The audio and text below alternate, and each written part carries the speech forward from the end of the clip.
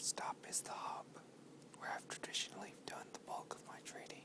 Years ago, it was a warehouse to store coal, but when it fell into disuse, it became a meeting place for illegal trades, and then blossomed into a full-time black market. If it attracts or somewhat criminal element, then I belong here, I guess. Hunting in the woods surrounding District 12 violates at least a dozen laws, and is punishable by death. Although they have never mentioned it, I owe the people who frequent the hub. Gail told me that Greasy Say, the old woman who serves up soup, started a collection to sponsor Peta and me during the games. It was supposed to be just a hobby thing, but a lot of other people heard about it and chipped in. I don't know how much it was, and the price of any gift in the arena was exorbitant. But for all I know, it made the difference between my life and death. It's still odd to drag open the front door with an empty game bag, with nothing to trade, and instead feels a heavy pocket of coins against my hip. I try to hit up as many stalls as possible, spreading out my purchases of coffee, buns, eggs, yarn, and oil. As an afterthought, I buy 3 bottles of white liquor from a one-armed woman named Reaper, a victim of a mine accident who was smart enough to find a way to stay alive. The liquor isn't for my family, it's for Hamish, who acted as mentor for Peta and me in the games. He's surely violent and drunk most of the time, but he did his job, more than his job, because for the first time in history, 2 tributes were allowed to win. So no matter who Hamish is, I owe him to. And that's for always.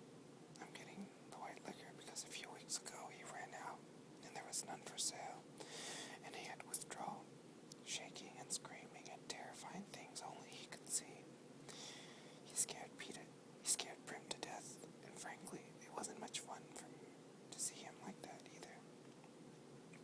Ever since then, I've been sort of stockpiling this stuff just in case there's a shortage again. Gray, our head peacekeeper, frowns when he sees me with the bottles. He's an older man with a few strands of silver hair combed sideways above his bright red face. That stuff's too strong for you, girl. You should know. He should know. Next to Hamish, Gray drinks more than anyone I've ever met. My mother uses it in medicines, I say, indifferently. Well, I'd kill just about anything he says and slap down a coin for a bottle. When I reach for Greasy's stall, I boost myself up to sit on the counter and order some soup, which looks to be some kind of gourd and bean mixture. A peacekeeper named Darius comes up and buys a bowl while I'm eating. As law enforcers go, he's one of my favorites. He's probably never really throwing his weight around, usually good for a joke. He's probably in his 20s, but he doesn't seem much older than I do. Sometimes when he smiles, his red hair that sticks out in every which way gives him a boyish quality. Aren't you supposed to be on the train? He asks me. They're collecting me at noon, I answer. Shouldn't you look better? He asked in a loud whisper. I can't help but smiling at his teasing. In spite of my mood, maybe a ribbon in your hair or something. He flicks my braids with his hand, and I brush him away. Don't worry, by the time they get through with me, I'll be unrecognizable, I say.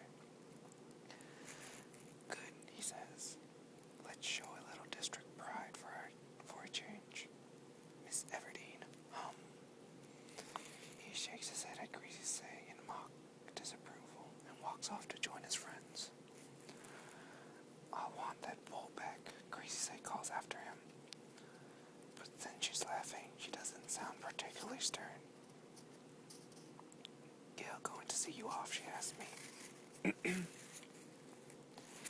No, he wasn't in the list, I say. I saw him on Sunday, though. Think you'd have made the list. Him being your cousin and all, she says wearily. It's just some part of the lie the Capitol has concocted. When Mita and I made it into the final 8 in the Hunger Games, they sent reporters to do personal stories about us. When they asked my friends, everyone directed them to kill. But it wouldn't do. What with a romance I was playing out in the arena to have my best friend be killed. He was too handsome, too male, and not the least bit willing to smile and play nice for the cameras. We do resemble each other though, quite a bit. We have that same look. Dark, straight hair, olive skin, gray eyes. So some genius made him my cousin. I didn't know about it until we were already home. On the platform, on the train station, my mother said, "Your cousins can hardly wait to see you." Then I turned and saw Gail and Hazel and all the kids waiting for me. So what could I do but go along? Gracie say knows we're not related, but even some of the people who have known us for years have seemed to have forgotten. I just can't wait for the whole thing to be over with, I whisper. I know, says Gracie say. But you gotta go through with it to get to the end. Better not be late.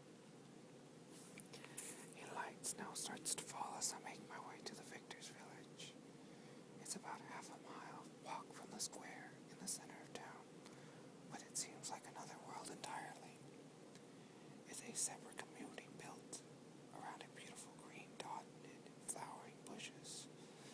There are 12 houses, each large enough to hold 10 of the one I was raised in. 9 stand empty, as they always have. The 3 in use belong to Hamish, Peter, and me. The house is inhabited by my family, and Peter give off a warm glow of life. Lit windows, smoke from the chimneys, bunches of brightly colored corn affixed to the front doors as decoration for the upcoming harvest festival. However, Hamish's house, despite the care taken by the groundskeepers, exude an air of abandonment and neglect. I braced myself at his front door, knowing it would be foul, then push inside. My nose is immediately wrinkles in disgust. Hamish refuses to let anyone in to clean and does a poor job himself. Over the years, the odors of liquor and vomit, boiled cabbage and burned meat, unwashed clothes, and mouse droppings have intermingled into a stench that brings tears to my eyes. I walked through a litter of discarded wrappings, broken glass, and bones where I knew I would find Hamish. He sits at the kitchen table, his arms sprawled across the wood, his face in a puddle of liquor, snoring his head off. I nudge his shoulder. "Get up," I say loudly, because I've learned that there's no subtle way to wake him. His snoring stops for a moment, questioningly, and then resumes. I push him harder. "Get up, Hamish. It's door day." I force the windows up, inhaling deep breaths of the clean air outside. My feet shift through the garbage on the floor, and I unearth a tin coffee cup and fill it in the sink.